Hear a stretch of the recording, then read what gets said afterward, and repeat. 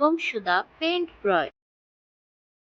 गर्मियों की एक रोशन सुबह स्कूल में सब बच्चे खुशी खुशी आर्ट क्लास की तैयारी कर रहे थे।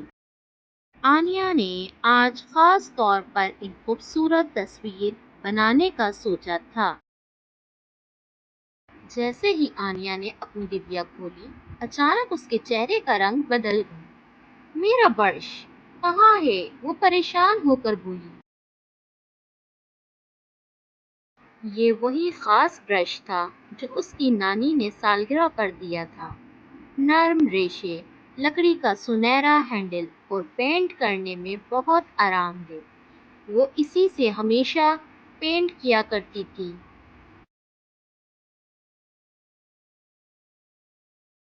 उसने बैग देखा, डिबिया में भी देखा, कुर्सी के नीचे भी देखा, लेकिन ब्रश कहीं नहीं मिला। माया, जो क्लास में नई थी और अभी सब कुछ जानने की कोशिश कर रही थी, फौरन बोली, मैंने अहमद को तुम्हारी मेज के पास देखा था जब तुम बाहर गई थी। शायद उसने लिया हो। अहमद चौंक गया। मैं तो सिर्फ आनिया की पानी की बोतल सीधी कर रहा था क्योंकि वो गिर गई थी। माया ने कहा, फिर भी हमें चेक करना चाहिए।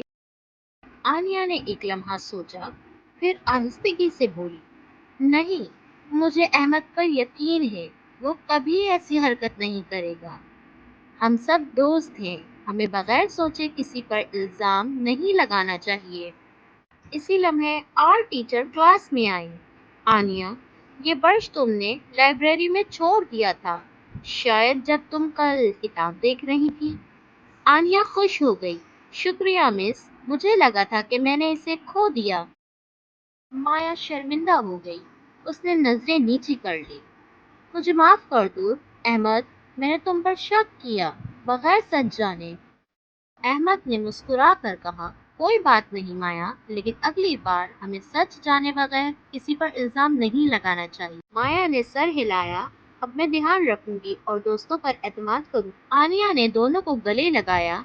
फिर तीनों ने साथ मिलकर खूबसूरत तस्वीरें बनाई। सच जाने बगैर किसी पर इल्जाम ना लगाएं। दोस्तों पर भरोसा रखना और माफी मांगना एक बहादुर इंसान की निशानी।